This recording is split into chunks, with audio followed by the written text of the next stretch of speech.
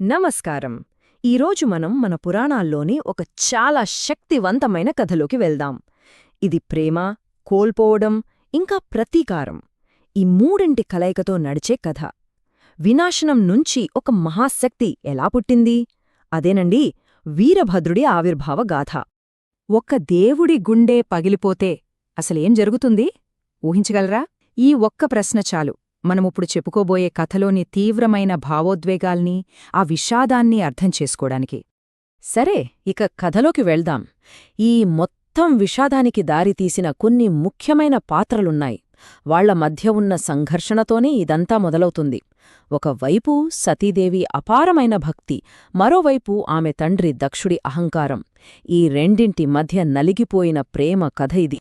చూడండి, ఇక్కడ పరిస్థితి ఎలా ఉందంటే, ఒక పక్క దక్షుడు, ఆయనొక గొప్ప రాజు, చాలా శక్తివంతుడు. కాని తన అల్లుడైన శివుడంటే అస్సలు పడదు, తీవ్రంగా ద్వేషిస్తాడు. ఇక రెండో పక్క ఆయన కూతురు సతీదేవి. ఆమె మనసు మొత్తం శివుడిమీదే ఉంది. తన తండ్రికి ఈ పెళ్లి ఇష్టం లేదని తెలిసినా సరే ఆయన్నే కావాలనుకుంది. దీంతో ఆ కుటుంబంలో ఒక పెద్ద చిచ్చురగిలింది. దక్షుడికి ఇష్టం లేదు సరే, కాని సతీదేవి మాత్రం వెనక్కి తగ్గలేదు. స్వయంవరంలో దక్షుడు కావాలనే శివుణ్ణి పిలవలేదు, అందర్నీ పిలిచాడు. కాని సతీదేవి ఏం చేసిందో తెలుసా? తన చేతిలో ఉన్న పూలమాలని గాల్లోకి విసిరి శివుణ్ణే తన భర్తగా స్వీకరిస్తున్నట్టు ప్రార్థించింది. వెంటనే శివుడు అక్కడే ప్రత్యక్షమై ఆ మాలని అందుకున్నాడు. ఇక దక్షుడికి వేరే దారి లేదు, అయిష్టంగానే ఆ పెళ్లికి ఒప్పుకోవాల్సొచ్చింది. సరే, పెళ్ళైతే అయింది. కాని అసలు కథ ఇక్కడే మొదలైంది. కథని ఒక పెను విషాదంలోకి నెట్టిన ఒక సంఘటన జరిగింది. అదేంటంటే, ఒక గొప్ప యజ్ఞం, అక్కడ జరిగిన ఒక ఘోరమైన అవమానం. ఆ అవమానం వల్ల తీసుకున్న ఒక ప్రాణాంతక నిర్ణయం. దక్షుడు బృహస్పతి సవనం అనే ఒక పెద్ద యజ్ఞాన్ని మొదలుపెట్టాడు. ఈ యజ్ఞానికి దేవతలు, ఋషులు, గంధర్వులు ఇలా అందర్నీ పిలిచాడు. అప్పట్లో ఈ యజ్ఞాలు అంటే చాలా పెద్ద విషయం, గొప్ప గౌరవానికి చిహ్నమనమాట. అయితే ఆ యజ్ఞానికి దక్షుడు దేవతలందర్నీ పిలిచాడు, తన మిగతా కూతుర్లందర్నీ పిలిచాడు. కాని కావాలనే ఉద్దేశపూర్వకంగా సతీదేవిని, శివుడిని మాత్రం పిలవలేదు. ఇది మామూలు విషయం కాదు. అందరి ముందు వాళ్ళిద్దర్నీ తక్కువ చేసి అవమానించాలనే ఇలా చేశాడు. ఈ విషయం తెలిసాక సతీదేవి తట్టుకోలేకపోయింది. తల్లిదండ్రుల మీద ప్రేమతో పిలవకపోయినా సరే నేను ఆ యజ్ఞానికి వెళ్ళాలి అని పట్టుబట్టింది. శివుడు ఎంత చెప్పినా వినలేదు. వద్దు, వెళ్తే అవమానం జరుగుతుంది అని వారించాడు. కాని ఆమె వినలేదు. ఆ ఒక్క నిర్ణయమే కథ మొత్తాన్ని మార్చేసింది. సరే, ఆమె యజ్ఞానికి వెళ్ళింది. కాని అక్కడ ఏం జరిగింది?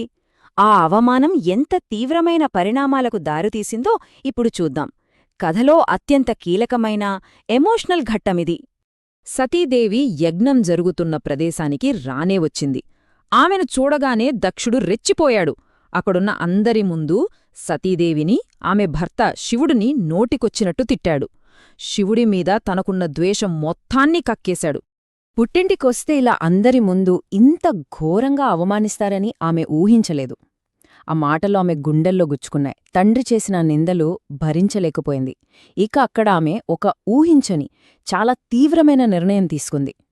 తీవ్రమైన కోపంతో, ఆ అవమానభారంతో సతీదేవి తన యోగశక్తి ద్వారా అగ్నిని సృష్టించుకుని ఆ యజ్ఞగుండంలోనే ఆత్మాహుతి చేసుకుంది. కథలో అత్యంత విషాదకరమైన క్షణమది. అంతా ఒక్కసారిగా నిశ్శబ్దమైపోయింది. సరే, సతీదేవి తన శరీరాన్ని త్యాగం చేసిందే. మరి ఈ విషయం తెలిసాక శివుడి పరిస్థితేంటి? ఆయన ప్రళయరుద్రుడిలా మారిపోయాడు. ఆ మహాదేవుడి కోపం నుంచి ఒక మహాశక్తి ఎలా పుట్టిందో ఇప్పుడు చూద్దాం. సతీదేవి మరణవార్త తెలియగానే శివుడికి ఆగ్రహం కట్టలు తెంచుకుంది. ఉగ్రరూపం దాల్చాడు. వెంటనే తన జటాజూటం నుంచి ఒక జటను పెకిలించి దాన్ని నేలకేసి కొట్టాడు. అంతే, ఆ జటా రెండుగా చీలి దానినుంచి వీరభద్రుడు, భద్రకాళి ఉద్భవించారు. శివుడి కోపానికి ప్రత్యక్ష రూపం వాళ్ళు. ఇంతకీ ఈ వీరభద్రుడు ఎవరు? ఆయన పేరుకు అర్థం శుభప్రదమైన వీరుడు అని. కాని ఆయన స్వరూపం మాత్రం శివుడి కోపంతో పుట్టిన అత్యంత భయంకరమైన రూపం. ఒక రకంగా చెప్పాలంటే శివుడి దుఃఖం, కోపం ఈ రెండూ కలిసి ఒక రూపం దాలిస్తే అదే వీరభద్రుడు.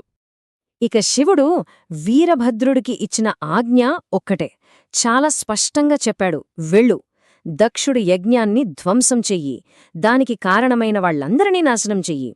సో వీరభద్రుడి పుట్టుకకున్న ఒకే ఒక్క లక్ష్యం ప్రతీకారం. ఇక కథ చివరి అంకానికొచ్చేసింది. ప్రతీకారం మొదలైంది. వీరభద్రుడు శివుడి ఆజ్ఞను ఎలా నెరవేర్చాడు, ఆ దక్షయజ్ఞం ఎలా విధ్వంసమయ్యిందో ఇప్పుడు చూద్దాం. వీరభద్రుడు ఒక్కడే వెళ్లలేదు. ఆయనతో పాటు రాక్షసులు, యక్షులు, పిశాచాలు, వేలాది భూతగణాలు, శివగణాలు, ఒక భయంకరమైన సైన్యం కదిలింది. ఈ సైన్యాన్ని చూస్తేనే అర్థమవుతోంది అక్కడ జరగబోయే విధ్వంసం ఏ స్థాయిలో ఉండబోతోందో. ఆ సైన్యం ధాటికి దేవతలు కూడా నిలవలేకపోయారు. వాళ్ల ప్రతాపం ముందు ఎవ్వరూ ఆగలేదు. దేవతల రాజైన ఇంద్రుణ్ణి చితకబాదారు. భగుడనే దేవుడి కళ్ళు పీకేశారు. అగ్ని, మిత్ర, చంద్రుడు లాంటివాళ్లను కూడా వదల్లేదు. చివరకు విష్ణుమూర్తి అడ్డుపడినా సరే ఆ ప్రళయాన్ని ఆపడం ఆయన వల్ల కూడా కాలేదు. ఇక అసలు సూత్రధారి దక్షుడు భయంతో యజ్ఞవేదిక కింద దాక్కున్నాడు. కాని వీరభద్రుడు అతన్ని పట్టుకున్నాడు. పట్టుకుని అతని తల నరికేశాడు. ఆ నరికిన తలని ఏ అగ్నిగుండంలో అయితే సతీదేవి కాలిపోయిందో అదే అగ్నిగుండంలో పడేశాడు. ప్రతీకారానికి ఇది పరాకాష్ట. విధ్వంసం పూర్తయింది. ప్రతీకారం తీరింది. మరి ఆ తర్వాత? ఈ కథ ఎలా ముగిసింది? దాని ప్రభావమేంటి? ఈ విధ్వంసం తర్వాత ఏం జరిగిందో ఇప్పుడు తెలుసుకుందాం. ఈ ఘోరకలిని చూసి బ్రహ్మదేవుడు శివుడి దగ్గరికి వచ్చి శాంతించమని వేడుకున్నాడు. అప్పటికే కోపం చల్లారిన శివుడు దక్షుడిని మళ్లీ బ్రతికించాడు. కాని అతని మొండానికి ఒక మేకతలను అతికించాడు. అలా పునర్జన్మ పొందిన దక్షుడు తన తప్పు తెలుసుకుని శివుడిని శరణు వేడాడు. ఆ విధంగా ఈ సంఘర్షణకు ఒక ముగింపు పడింది. ఈ కథ పురాణాల్లోనే ఉండిపోలేదు. ఇప్పటికీ జాట్ మరియు వీరశైవ లింగాయత్ వర్గాల వాళ్లు వీరభద్రుడిని తమ మూలపురుషుడిగా భావిస్తారు. అంటే చూడండి, ఈ పురాణ పాత్రకు మన వాస్తవ ప్రపంచంలో ఎంత సాంస్కృతిక ప్రాముఖ్యతుందో. ఇదండి కథ. అంతా విన్నాం కదా. ఇప్పుడు ఒక ప్రశ్న మిగిలింది. వీరభద్రుడిని మనం ఏమనాలి? శివుడి కోపం నుంచి పుట్టిన రాక్షసుడు అనాలో, లేక భార్యను కోల్పోయిన దుఃఖం నుంచి పుట్టిన వీరుడు అనాలో? ఈ ప్రశ్న మనల్ని ఈ కథలోని నైతిక విలువల గురించి లోతుగా ఆలోచింపజేస్తోంది.